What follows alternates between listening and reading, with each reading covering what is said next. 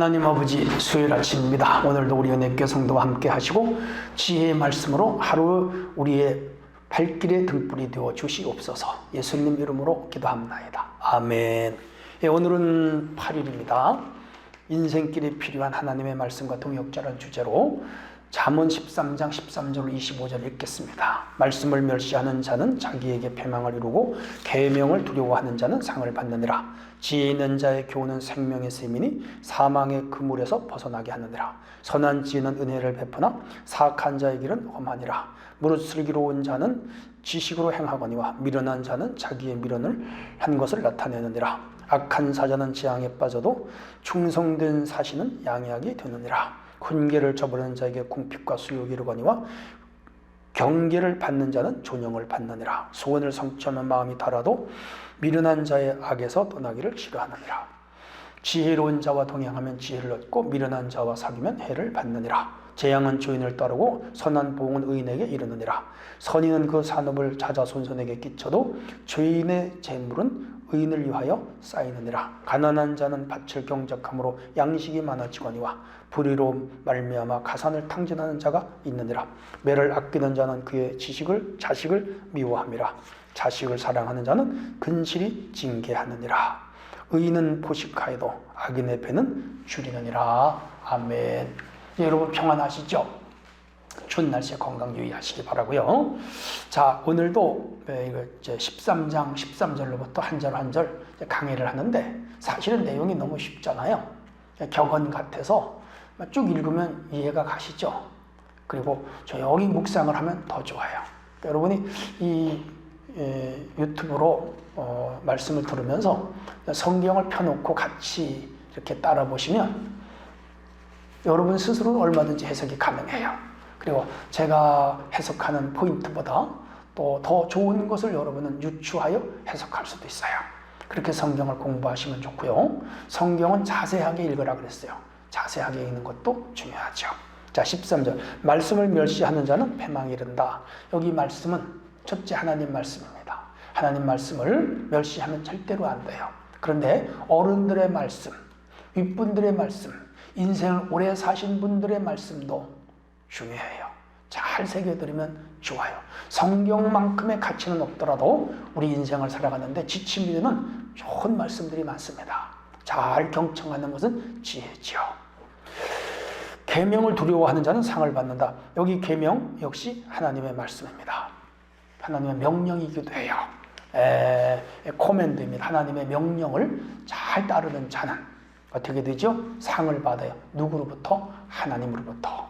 성경 신구약 66권 1189장 하나님 말씀 잘 지키는 성도가 되기를 바랍니다. 14절. 지혜 있는 자의 교훈은 생명의 셈이나 사망이 의 그물에서 벗어나게 하느니라. 지혜. 두말할 것 없이 하나님 말씀이 지혜서예요. 지금 욥기, 시편, 잠언, 전도, 아가 5편은 지혜서라고 합니다. 지혜서. 혹은 시가서라. 시가로 되어 있어 시가서. 지혜가 담겨져서 지혜서. 주로 지금 우리가 잠언은 지혜서인데 이 지혜 생명의 샘과 같아요. 샘은 끊임없이 나오죠. 하나님의 말씀은 끊임없이 우리에게 영적 생명을 부여하는 귀한 양식이에요. 늘 이 양식을 먹어야 돼요. 사망의 그물에서 벗어나느니라. 사망, 그 고기를 잡되 그물을 치잖아요. 그 그물에 걸린 고기는 죽는 거죠. 이 세상에는 이 사탄 마귀가 그물을 놓고 세상 악한 자들이 그물을 쳐요. 여기에 걸리지 않으려면 하나님의 말씀대로만 따라 살면 됩니다. 절대로 걸리지 않습니다. 15절. 선한 지혜는 은혜를 베푸나 사악한 자의 길은 험하니라. 맞아요. 이 성경은 다 선한 지혜예요. 악한 지혜도 있어요. 악한 지혜를 악한 꾀라 그래요. 우리는 꾀 넘어가면 안 돼요. 선한 지혜를 따라 살아야 돼요. 이렇게 그 선한 지혜를 따라 사는 사람은 성공해요. 그런데 이 사악한 지혜의 꾀를 따라간 사람은 인생길이 꼬여 들어가요. 험해요. 사기를 당해가지고 고생하는 사람들이 있습니다. 그 사기의 그 유혹에 넘어간 거죠. 아예 처음부터 거두절미해야 돼요. 그러면 손해를 안 입는데 혹해가지고 거기 걸려든 거죠. 새가 올무에 걸려들거나 그물에 걸려든 거죠. 그게 미련한 거죠. 자, 16절. 무릇 슬기로운 자는 지식을 행하거니와 미련한 자는 자기 미련을 나타내느니라. 슬기로운 자는 그래서 우리가 배워야 되는 거예요. 지식은 배워서 얻는 것이에요. 그리고 배움은 우리를 바른 곳으로 인도해요. 무엇보다 성경을 천히 배워야 돼요. 성경에 대한 지식이 탁월할수록 행복해요. 성경에 대한 지식이 탁월할수록 승리해요. 성경에 대한 지식이 탁월할수록 굳세 믿음에 서요. 이런 사람은요, 성공적인 인생을 사는 거예요. 우리 성도들이 성경에 대한 지식이 탁월했으면 좋겠어요. 17절. 악한 사자는 재앙에 빠져도, 여기 사자는 메신저예요. 그러니까 그 사신과 같은 거죠. 엠버서더와 비슷한 개념인데, 의의 말씀, 진리의 말씀을 선포하는 사람. 우리가 주의 사자 할 때 메신저라는 뜻이에요. 하나님의 말씀을 선포하는 사람, 사자예요. 그래서 이 악한 사자는 재앙에 빠지고 충성된 사신, 이 사자는 어떻게 되죠? 양양하게 된다. 지혜로운. 여기도 일종의 그 대칭 대구법으로 되어 있잖아요. 양항 대립이라 그러면 양항 대립, 혹은 쌍항 대립이다. 이항 대립이라도 그럽니다. 서로 대립되는 두 가지 교훈을 통하여 중요한 진리를 가르치는 그런 구조로 되어 있습니다. 18절. 훈계를 저버리는 자는 궁핍과 수욕에 이르고 경계를 받는 자는 존영에 이르느니라. 여기 훈계는 디사이플린, 훈련이라고 되어 있어요. 그래서 훈련을 잘 받는 사람은요, 성공해요. 훈련이 안 된 사람은요, 수욕을 받아요. 불행하게 된다는 것이죠. 교회도 훈련하는 것입니다. 하나님 말씀, 제자 훈련, 이거 잘 받으셔야 돼요. 설교도 일종의 메시지이기도 하지만 동시에 디사이플, 훈련하는 시간이기도 해요. 잘 듣고 그 말씀으로 훈련된 대로 살기만 하면 성공적인 삶을 살아갈 수가 있죠. 19절. 소원을 성취하면 마음이 달아도 미련한 자는 악에서 떠나기를 싫어한다. 맞아요. 미련한 사람들은 악에서 떠나지 않아. 돌이키라고 친구가 설득하고 부모가 설득하고 목사님이 설득해도 안 떠나. 결국 그 미련한 길로 가다가 망하는 거지. 우리 성도들은 이 하나님의 말씀을 잘 듣고 미련한 길로 걸어가지 않았으면 좋겠어요. 20절. 지혜로운 자와 동행하면 지혜를 얻고 미련한 자와 사귀면 하자요. 그래서 내 친구를 잘 선택하라, 삼가 선택하라, 찬송가에도 있어요. 3명의 사람이 걸어갈 때는 2명의 스승이 있는데 한 사람은 선한 스승이고 한 사람은 나쁜 스승이다. 그래서 나쁜 스승에게는 반면교사가 되고 좋은 스승에게는 가르침을 받는다.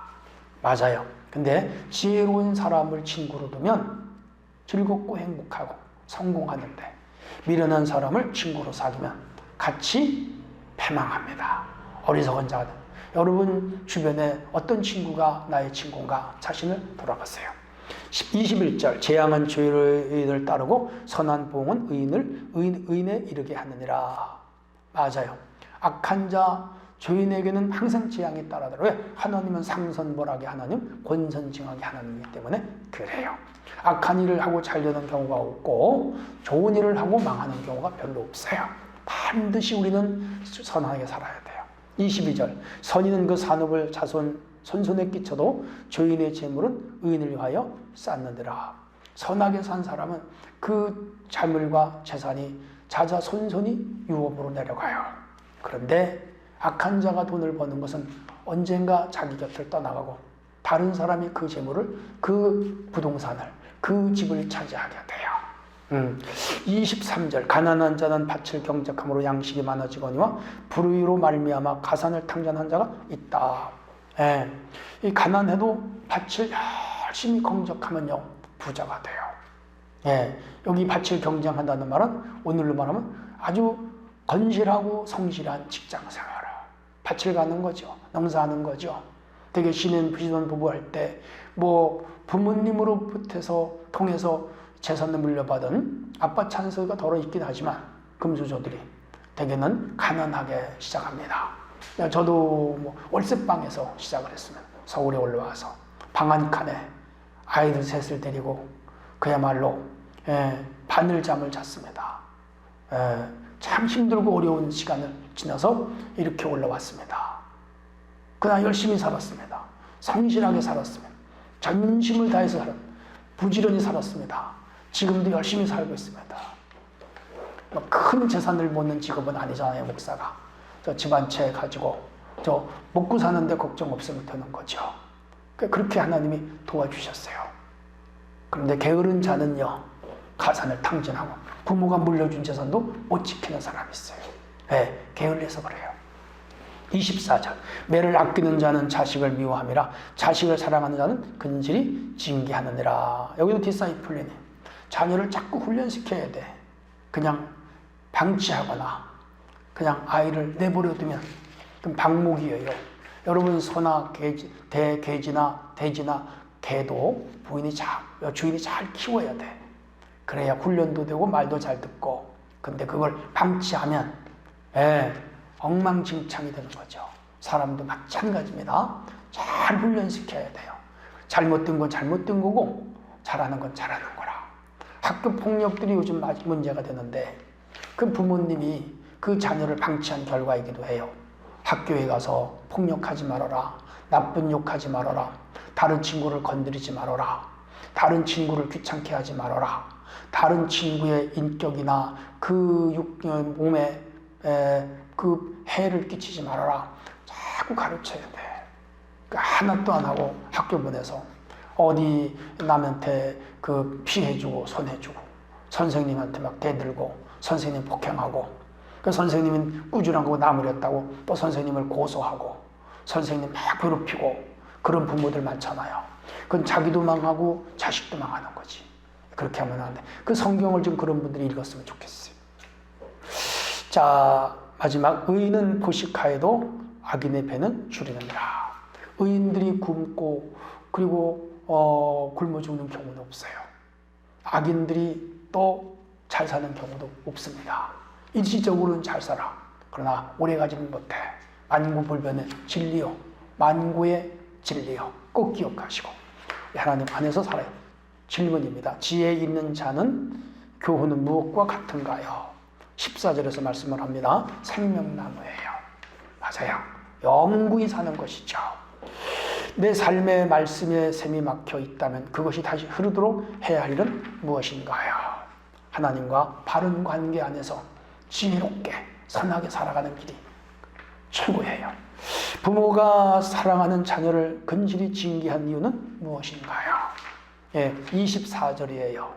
매를 미워하는 자는 매를 아끼는 자는 자식을 미워하는 자예요. 그러므로 근실하게 징계하는 자가 자식을 살리는 거예요. 어려서부터 말씀으로 신앙 안에 자녀 교육을 잘 시켜야 돼요. 그리고 다음 세대를 바르게 교육하기 위하여 나는 어떤 방법을 사용하느냐? 하나요. 디사이플린, 훈련을 부지런히 시켜야 돼요. 가정교육 시켜야 되고요. 교회교육 시켜야 돼요. 교회를 보내셔야 돼요. 그리고 주일학교, 중고등부, 청년을 건실하게 과정을 지나야 돼요. 그리고 어른으로 넘어와야 돼요. 그래야 온전한 기독교인이 되는 겁니다. 예배를 가르치고 기도를 가르치고 봉사를 가르치고 헌신을 가르쳐야 돼요. 그래야 그 자녀의 영혼이 살아나는 거예요. 오늘 하루도 승리하시기 바랍니다. 하나님 아버지, 이런 말씀을 마음에 담고 신실한 기독교인으로 살게 하옵소서. 예수님 이름으로 기도합나이다. 아멘.